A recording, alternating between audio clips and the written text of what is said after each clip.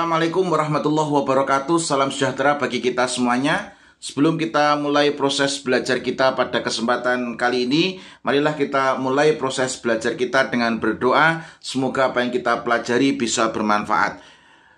Bismillahirrahmanirrahim. Allahumma razuqna fahman nabiyyin wa hifdal mursalin wa ilhamal malaikatil muqarrabin walhamdulillahi rabbil alamin. Sebelum saya membahas materi yang sudah saya tulis di kertas ini adalah materi yang saya ambil dari bukunya Baron. Ini saya ambil bukunya dari Baron, The Leader in the Test Preparation Practice Exercise for the TOEFL Test. Dan saya yakin kalau bahasa Inggris Anda masih lemah, ketika Anda mempelajari bukunya Baron ini akan sangat kesulitan. Kenapa? Karena di sini hanya disediakan latihan dan penjelasannya hanya berupa teks yang berbahasa Inggris. Tentu kalau bahasa Inggris Anda masih lemah, akan sedikit kesulitan ketika mengerjakan latihan yang ada di Baron ini. Maka dari itu saya membuat terobosan bagaimana cara belajar TOEFL dari nol. Nah, ini adalah konsep belajar TOEFL dari nol. Ini adalah karya saya berdasarkan penelitian riset lebih dari 10 tahun. Based on research lebih dari 10 tahun bagaimana cara belajar TOEFL dari nol. Di mana dalam buku ini tidak hanya berupa buku saja, tapi sudah ada video pembelajarannya. Nah, jadi ada video pembelajarannya. Caranya adalah Anda buka bukunya sesuai dengan babnya, kemudian Anda tonton video pembelajarannya, Anda kerjakan latihannya, dan di situ saya sediakan video pembahasan. Jadi Anda seperti kursus secara langsung bersama dengan saya. Anda bisa belajar dimanapun Anda berada. Nah, di sini ada konsep belajar TOEFL dari nol dan belajar listening TOEFL dari nol. Dan di sini full tips and tricks, latihan dan pembahasan. Ada video pembelajarannya. Ini cocok bagi teman-teman yang kebetulan ini terpaksa kuliah. Kenapa terpaksa kuliah? Karena mungkin perusahaan meminta Anda untuk lanjut studi dan Anda sudah lama tidak memegang bahasa Inggris, dan ternyata ketika masuk di perguruan tinggi salah satu syaratnya di situ adalah TOEFL, dan Anda bingung harus dari mana Anda belajar. Maka dari situ di sini adalah konsep belajar TOEFL dari nol. Nah, dari nol Anda akan belajar secara step by step. Caranya Anda buka buku plus buka e-course-nya sehingga Anda bisa belajar seperti belajar langsung dengan saya, dan Anda bisa belajar dimanapun dan kapanpun Anda ada waktu untuk belajar. Oke, untuk menyingkat waktu, mari kita lanjutkan latihan TOEFL yang keempat. Ini adalah latihan TOEFL yang keempat, soal nomor 13 sampai nomor 15. Nah, 15 soal pertama itu adalah tentang structure ya. 15 soal pertama itu adalah tentang structure. Nah, structure ini adalah Anda diminta untuk yang benar yang mana. Nah, setelah itu nanti kita akan lanjut ke written expression. Nah, written expression ini ada 25 soal. Nah, jadi 15 sama 25 total 40 soal, dan waktunya adalah 25 menit. Oke, untuk menyingkat waktu mari kita langsung latihan mengerjakan soal yang ada dalam kertas ini yang nomor 13 sampai nomor 15. Kita mulai nomor 13. The novel bla bla bla by Charles Conrad has become a best-selling novel. Nah, untuk mengerjakan soal ini, Anda harus tahu ini adalah simple sentence atau complex sentence.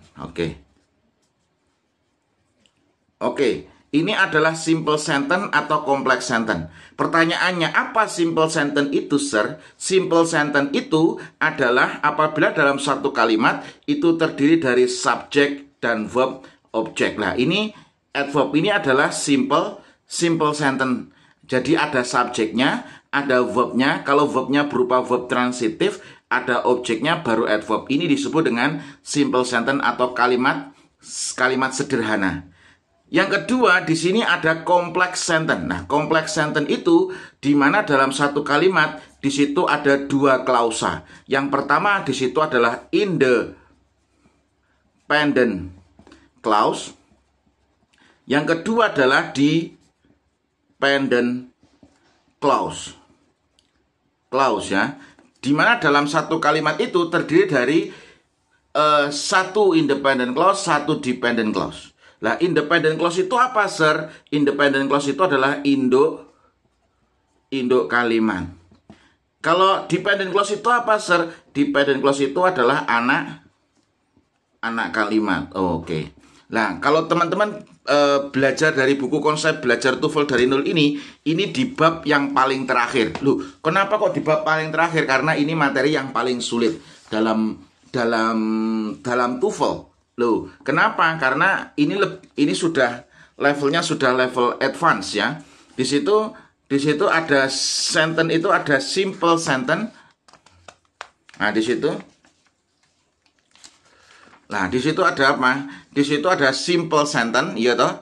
Yang kedua ada compound sentence, yang ketiga complex sentence, yang terakhir yang nomor 4 di belakang di situ ada compound complex. Nah, di situ ada compound complex sentence. Jadi ada 4. Yang pertama adalah simple sentence, yang kedua adalah compound sentence, yang ketiga adalah complex sentence, yang keempat ada compound complex sentence. Di mana di complex sentence itu di situ ada satu independent clause dan satu dependent clause. Dan complex sentence itu nanti ada adverbial clause, noun clause sama adjective clause. Nah, di sini sudah saya bahas secara detail di buku konsep belajar TOEFL dari nol. Nah, tapi sebelum Anda belajar di sini, Anda harus belajar tahap simple sentence dulu. Yang depan-depan ini tentang simple sentence Anda harus pelajari dulu. Kenapa kok ditaruh di bab terakhir, di bab 28? Karena ini adalah materi yang paling sulit dalam bahasa Inggris. Nah, di situ. Nah, ini adalah complex sentence. Ini apa? Complex sentence. Di mana di complex sentence itu Anda harus lihat di sini ada the novels, di sini adalah subjeknya. Lah, bla bla bla. Ini di sini ada verb lagi. Ada verb lagi. Lah, berarti verb utamanya adalah has become. Lah, verb di sini adalah verb untuk anak kalimat. Jadi verb untuk anak kalimat. Lah, untuk anak kalimat Anda harus tahu ini adalah aktif atau pasif. Kalau aktif berarti langsung di verb ing kan? Oke, sorry. Kalau aktif langsung di verb ing, kalau pasif langsung di verb 3. Kalau di sini subjeknya adalah the novel. Novel itu subjeknya adalah benda. Ingat, kalau subjeknya benda mesti kalimatnya mesti pasif. Berarti cari yang verb ketiga, berarti yang written. The novel written by. Nah, ini sebenarnya ada yang dibuang. Yang dibuang apa? The novel which was written. Nah, aslinya kalimatnya the novel which was written by Charles Conrad has become a best-selling novel. Aslinya kalimat lengkapnya adalah has which was. Nah, karena ini sudah mengalami teknik yang disebut teknik reducing, maka langsung di verb 3-kan. Nah, jadi karena teknik reducing langsung di verb 3-kan. Nah, ini dengan teknik reducing itu, maka adjective clause-nya berubah menjadi adjective phrase. Nah, Anda bisa buka di situ di halaman ini. Oke, jadi teknik pembuangan di situ ada teknik proses omitting, yang dihilangkan adalah konektor saja. Yang kedua adalah teknik yang disebut dengan teknik reducing. Teknik reducing di mana di situ konektor sama to be dihilangkan. Kemudian verbnya berubah menjadi verb ing jika aktif dan verb 3 jika pasif. Nah, di sini. Ketika sudah dibuang atau dilakukan teknik reducing ini, maka struktur adjective clause akan berubah menjadi adjective phrase. Nah, di situ. Jadi di sini contoh, the man who has discussed. Lah, ini langsung the man discussing. Kenapa discussing langsung verb ing di sini? Karena ini adalah bentuk aktif. The woman who is sitting. Lah, langsung the woman sitting. Kalau pasif berarti the book which has been bought. Berarti langsung the book bought. Lah, which has been-nya dibuang, langsung di verb 3-kan. Nah, seperti itu. Jadi jawabannya yang benar adalah yang D. Nah, kemudian soal nomor 14. Only for a short period time bla bla bla run at top speed. Nah, Anda harus tahu ini adalah babnya adalah inversi atau inversion. Oke, inversion itu kalau di buku konsep belajar TOEFL dari nol itu di chapter 27. Nah, 27 bab 27 di sini. Ini babnya tentang apa?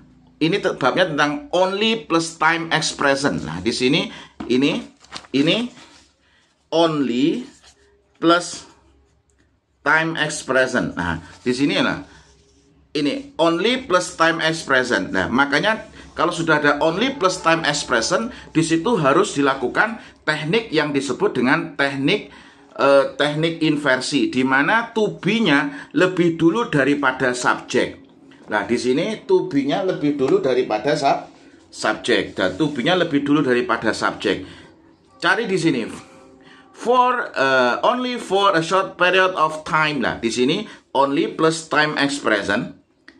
Cari to be yang lebih dulu daripada subjek. Berarti yang mana? Ini kan subjeknya citah ini.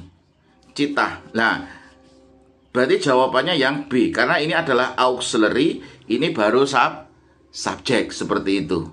Oke. Jadi ini nomor 14 adalah latihan tentang apa? Tentang inversi. Oke. Terus soal yang terakhir. Soal nomor 15. Would you mind bla bla bla please? Nah, ini Anda harus tahu would you mind. Ini adalah mind. Mind ini adalah nanti babnya adalah gerund. Babnya adalah apa? Gerund. Anda harus tahu, Anda buka babnya adalah bab gerund ya di sini. Nah, di sini. Bab gerund itu di bab nomor 26. Nah, ini adalah gerund and infinitive. Nah, Anda harus hafal ada beberapa kata yang harus diikuti gerund, ada beberapa kata yang harus diikuti dengan to infinitive. Nah, yang gerund apa saja? A. Admit, advise, anticipate, appreciate, avoid. C. Complete, consider, can help. D. Delay, deny, discuss, dislike. E. Enjoy, F. Finish, K. Keep, M. Mention, mind, miss. Lah, di sini ada kata mind. Setelah kata mind ini harus diikuti dengan gerund. Harus diikuti dengan apa? Nah, di sini ada mention, mind, miss. Nah, di sini setelah mind harus diikuti dengan gerund. Nah, berarti yang gerund yang mana, sir? Nah, jawabannya setelah mind itu harus diikuti dengan gerund. Nah, berarti answering. Jawabannya adalah yang B. Oke. Ini adalah latihan soal di structure yang ada di Baron, the leader of test preparation. Practice exercise for the TOEFL test 6th edition. Nah, yang saya analisis, saya bedah menggunakan buku yang saya tulis berdasarkan penelitian lebih dari 10 tahun konsep belajar TOEFL dari nol. Nah, bagi teman-teman yang ingin belajar buku konsep belajar TOEFL dari nol, begitu juga belajar listening TOEFL dari nol, Anda bisa pesan sekarang juga di web Rumah Cerdas Bahasa Inggris atau di nomor HP yang ada di video ini. Dan saya berdoa semoga teman-teman semakin sukses di studi maupun di karir. Kurang lebihnya mohon maaf. Sampai jumpa di video selanjutnya. Di video selanjutnya saya akan bahas lanjutan 16 sampai 40. 16 sampai 40 di situ adalah tentang written expression. Lah, kemarin ada yang tanya kepada saya, "Sir, kenapa kok bukunya dipromosikan terus?" Lah, saya kepingin Anda belajar dengan baik. Kenapa? Karena kalau Anda beli buku Baron seperti ini bagus atau enggak? Ini bagus, tapi tidak disertai video pembelajaran, sehingga yang terjadi Anda hanya beli buku karena tidak bisa dipelajari, Anda taruh buku ini di rak. Sehingga buku ini tidak ada manfaatnya sama sekali. Kenapa? Karena nggak bisa Anda pelajari. Karena nggak ada video pembelajarannya. Anda harus mencari guru dan itu pun biayanya lebih mahal. Tapi dengan buku ini Anda bisa belajar dimanapun, kapanpun, dan akan disertai video dan belajarnya dari nol. Kurang lebihnya mohon maaf. Mari kita tutup dengan bacaan Alhamdulillahirabbil alamin. Semoga bermanfaat. Assalamualaikum warahmatullahi wabarakatuh.